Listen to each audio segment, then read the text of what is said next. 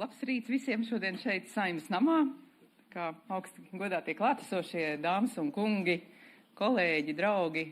Tiešām liels paldies, ka esat šorīt šeit.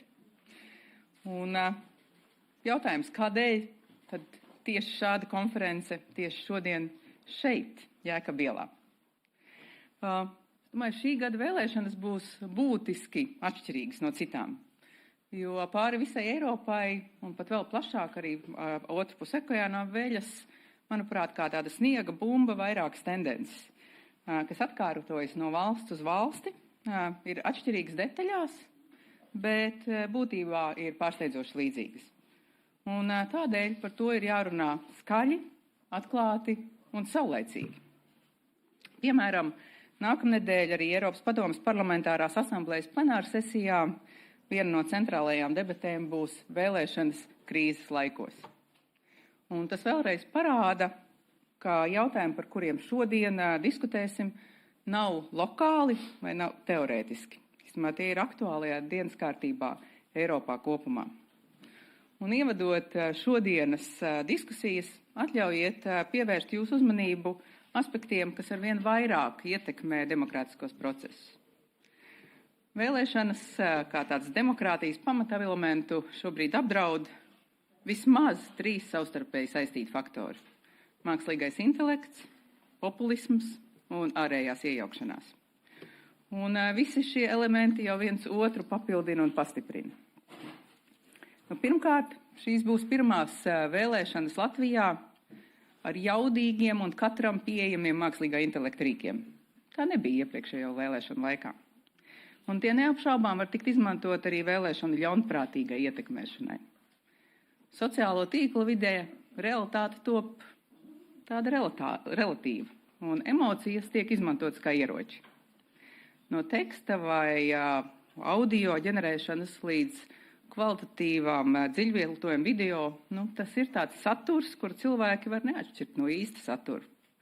Un tā ir jauna realitāte vēlēšanu kontekstā. Tehnoloģijas dod iespējas radīt arī milzīgas viltus kontu armijas, kas sociālajos tīklos izplatē dezinformāciju un šai realitātei neatbilstošo saturu. Tas nozīmē, ka mēs nedrīkstam ticēt, piemēram, dzirdot savu tuvinieku balsi zvanām no sveša numura vai savu māti vai meitu skaidri redzam darot muļķības Facebook video vai negaidīti aicinot balsot par kādu negaidītu politisko spēku.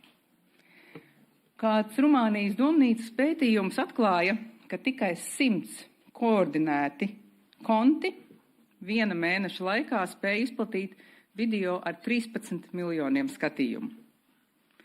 Tūkstošiem identisku komentāru liecināja, ka tie nav īsti cilvēki un ar patiesu diskusiju, bet ka tas ir mākslīgā intelektu vadīta tāda botu armija. Un tādu piemēru ir daudz. Tehnoloģijas veicina satura izplatīšanu ar algoritmu palīdzību, radot mākslīgi iespaidu par plašu sabiedrības atbalstu vai it kā vispār zinām patiesību. Un šāda situācija vēlēšana kontekstā Latvijā iepriekš nav bijusi. Un tā būtiski maina to, kā cilvēki uztver realitāti, faktus. Mēs to zinām. Tomēr vēlēšanas, kas ir demokrātijas pamats, līdz ar to kļūst ievainojamākas. Un ir jāsaka, turklāt arī tiesiskais regulējums nevienā Eiropas valstī, arī Eiropas līmenī, joprojām nav gatavs šai realitātei. Bet ne tādēļ, ka negribētu. Bet būsim reāli, arī mākslīgais intelekts pēdējā gada laikā, kā tehnoloģija attīstās krietni straujāk, kāds vienkārši ir normāls demokrātisks valsts likumdošanas process. Tādēļ tā ir skriešanās ar tehnoloģijas ātrumu. Otrakārt, populisms un tādu radikālo ideju popularitāti. Jau vairākus pēdējos gadus mēs novērojam fenomenu, kas aizvien vairāk izplatās pasaulē un gan jau atnāks arī līdz Latvijai. Jo līdz šim Latvijā tādi galēji populistiski un radikāli spēki baudīja vien ļoti ierobežot atbalstu. Pat līdz ar sociālo tīklu dominanci un to algoritmu izvēlēm, es domāju, ka radikālas, vienkāršotas, skaļas idejas gūst ar vien lielāku tādu ekspozīciju, un līdz ar to arī tas ir bīstam valsts ilgtermiņa attīstībai. jo galēji populistiskas un radikālas partijas gūst popularitāti daudzās valstīs, piemēram, AfD Vācijā. Un no valsts uz valsti atkārtojas līdzīgas taktikas, struktūras un emociju virzīti vēstījumi. Sociāla tīkli savus algoritmus veido tā, ka ļoti labprāt dod priekšloku saturam, kas ir vienkāršs un radikāli pausts. Un tas notiek laikā, kad tāds kvalitatīvs, neatkarīgi mediju saturs saskaras ar pieaugošu konkurenci par uzmanību. Un tas, ka Latvijas sabiedrībā līdz šim šādi spēki ir guvuši ierobežot atbalstu, nav garantija, ka tas nemainīsies. Jo īpaši, ja populārākās sociālo tīklu platformas pastiprina un palīdz izplatīties šādam kliedzošam un nereti nepatiesam saturam.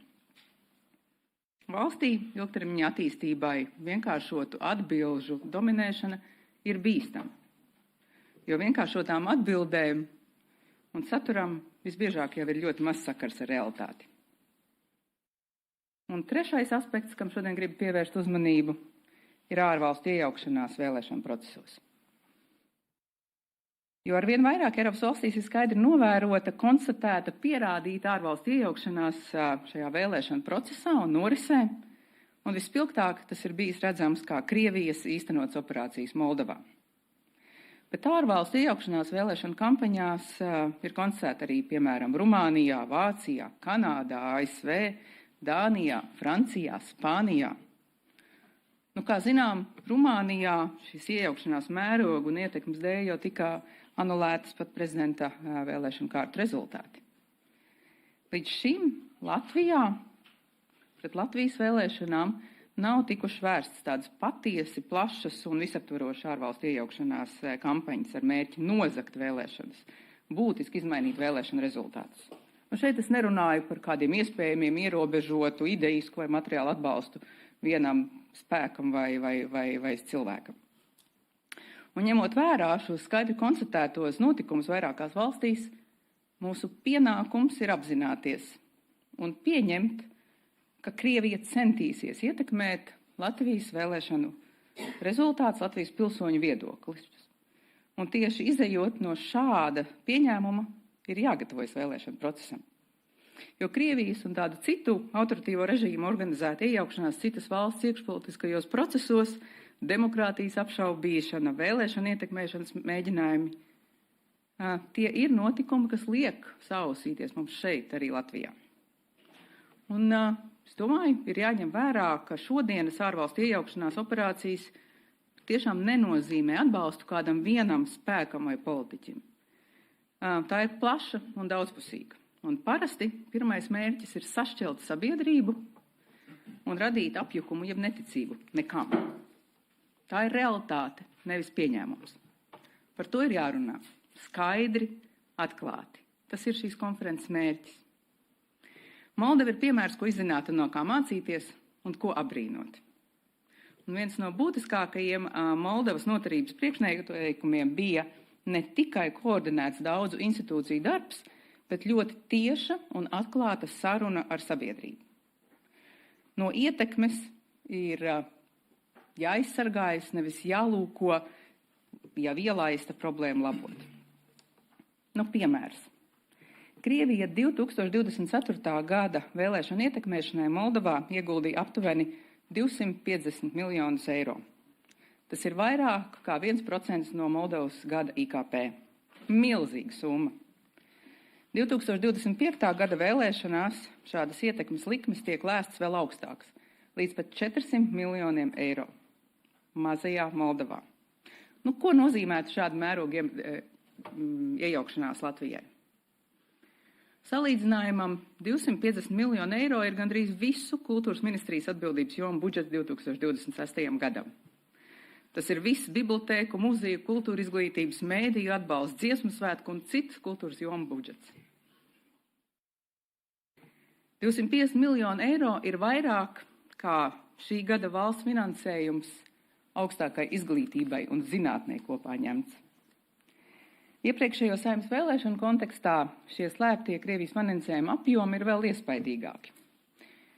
2022. gadā visu vēlēšanās startējušo Latvijas partiju kopējais kampaņas finansējums, kopēja kampaņas izdevumi, saskaņā ar KNAB ziņojumu, bija aptuveni 5,4 miljonu eiro. Tātad tas ir 46 reizes mazāka summa par Krievijas ieguldījumiem Moldovas 24. gada vēlēšanās un aptuveni 70 reizes mazāka summa, kā Krievija tika izmantojusi lūkojot ietekmē 25. gada Moldovas parlamenta vēlēšanas. Šiem skaitļiem, es domāju, ir jākalpo visiem par atgādinājumu. Ja imperialistiska valsts ir gatava novirzīt simtiem miljoniem eiro citas valsts vēlēšanu ietekmēšanai, tad vajadzība aizsargāt Latvijas vēlēšanu procesu nevar tikt novērtēta par zemu. Naudas summas, kas tiek ieguldītas, ir milzīgas, bet bieži neredzamas. Aizvien vairāk arī no Krievijas puses tiek izmantota necaurredzamā kriptovalūtas pasaule. Kriptovalūtu izmanto piemēram troļu fermu darbināšanai, viltus mēdīju kontu uzturēšanai, balsu arī tiešai pirkšanai. Un to taču notvērt ir daudz grūtāk, kā ieraudzīt vienu sašliku porciju vai kausu alus. Tādēļ, dāmas un kungi, Moldovas vēlēšana stāsts ir mācība un brīdinājums. Par to mums šodien vairāk pastāstīs arī Moldovas parlamenta spīkera ārlietu padomnieks Igors Zahārovs, kurš no 23. līdz 25. gadām bija Moldovas prezidentas, Eiropas Savienības lietu padomnieks, kā arī koordinēja augsta līmeņa politisko komunikāciju un strateģisko vēstījumu nodošanu, kā arī sadarbību ar Eiropas Savienību. Jo Moldovai ir dzīva pieredze par to, kā tiek testēta demokrātija. Un viena no atziņām ir tā, ka nekas nebija nejaušs. Tā bija organizēta ietekmēšanas kampaņa. Ne tikai dezinformācija, bet arī tieša naudas izmantošana vēlētāju uzpirkšanai. Viena no Moldovas noturības atslēgām bija ne tikai institūcija koordinēts darbs, bet jau minētā tiešā un atklātā saruna ar sabiedrību. Godīga informācija, sabiedrības izpratne par draudiem un pilsoņu lēmums to noraidīt. Kā ir teikusi Moldovas prezidente Maija Sandu, demokrātija neizdzīvo pati par sevi. Viņa uzsver, ka demokrātija var tikt glābta, ja pilsoņi saprot, kas to apdraud un izvēlas to aizstāvēt. Un saka, pilsoņi ir jāiesaista un cīņa ir jāuzvar. Kāda tad ir valsts loma un pienākums šajā situācijā? Vai valsts drīkst iejaukties? Vai valsts drīkst iestāties pret šādiem draudiem? Vai drīkst un vajag? Valstī ir pienākums to darīt.